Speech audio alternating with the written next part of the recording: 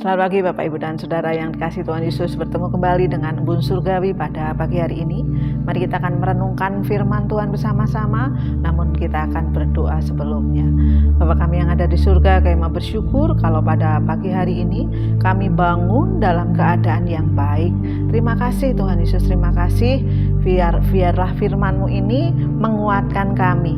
Dalam nama Tuhan Yesus kami berdoa, haleluya, amin. Kita akan membaca kitab Roma pasal yang ke-6 ayat yang ke-11. Demikianlah hendaknya kamu memandangnya, bahwa kamu telah mati bagi dosa, tetapi kamu hidup bagi Allah dalam Kristus Yesus. Bapak, Ibu, dan Saudara yang dikasihi Tuhan Yesus, ayat ini adalah suatu perintah ya bagi seseorang yang percaya kepada Tuhan Yesus, seseorang yang mengaku bahwa dirinya adalah mengenal Kristus. Di sini dikatakan bahwa demikianlah hendaknya kamu memandangnya. Ya, memandang di dalam bahasa Yunani di teks ini adalah istilah akuntansi yang artinya itu menghitung secara hati-hati dan kemudian bertindak sesuai dengan pengetahuan itu.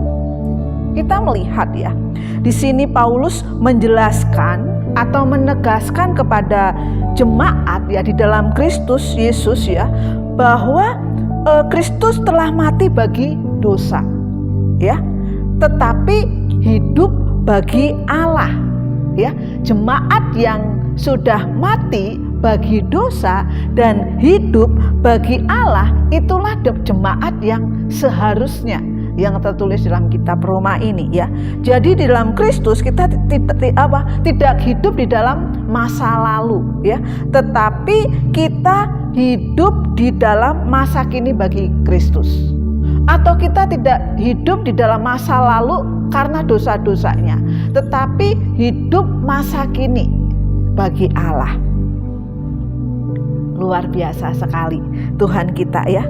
Ketika kita telah menerima kasih karunia yang diberikan kepada kita ya, yang dulu kita mati karena dosa-dosa kita dan kita sekarang hidup, atau dulu dikuburkan dan sekarang dibangkitkan, itu seperti makna baptisan. Ya, Bapak, Ibu, dan Saudara yang dikasihi Tuhan Yesus. Lalu posisional kita di mana? Posisi kita di mana ya? Ketika kita telah menerima kasih karunia menjadi satu dengan Kristus dan akan terus-menerus bersamanya. Ini posisi kita.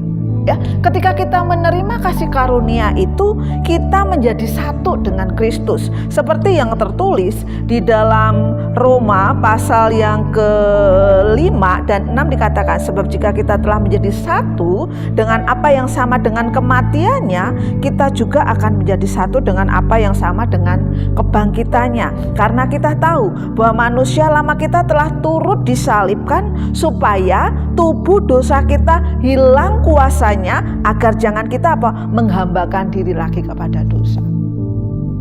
Ya, ketika kita percaya kepada Tuhan Yesus, ketika kita mengenal dan mengalami Tuhan Yesus secara pribadi, ya, kita sudah mematikan hidup lama kita, mematikan dosa-dosa kita, ya, menjadi masa depan di dalam kemenangan Tuhan Yesus. Bapak, Ibu, dan Saudara yang dikasihi Tuhan, itulah posisi kita ya. Posisi kita adalah hidup di dalam Kristus, bersatu dengan Kristus. Dan kita pun akan mengalami pengudusan yang secara progresif, terus menerus ya. Kita yang telah menerima kasih karunia itu mempunyai kuasa untuk menolak dosa ya. Seperti yang tertulis di ayat yang ke-12 di dalam kitab Roma pasal 6 ini, sebab itu dosa hendaklah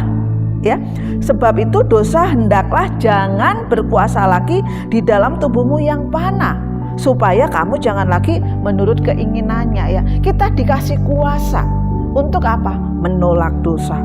Kemudian kita juga dikasih kuasa untuk untuk tidak menyerahkan anggota-anggota tubuh kita kepada dosa. Ya, tetapi serahkanlah dirimu kepada Allah sebagai orang-orang yang dahulu mati tetapi sekarang hidup. Dan serahkanlah anggota-anggota tubuhmu kepada Allah untuk apa? Menjadi senjata-senjata kebenaran. Bapak, Ibu, dan Saudara yang dikasihi Tuhan, luar biasa sekali. Ketika kita menerima kasih karunia, kita tidak boleh mengizinkan dosa itu kembali menjadi tuan kita. Ya, tetapi Kristuslah yang berkuasa atas kita. Kristuslah yang menjadi tuan kita. Dan ini ada ketika kita percaya kepada Tuhan Yesus Kristus menjadi Tuhan dan Juru Selamat kita secara pribadi. Selamat pagi, Tuhan Yesus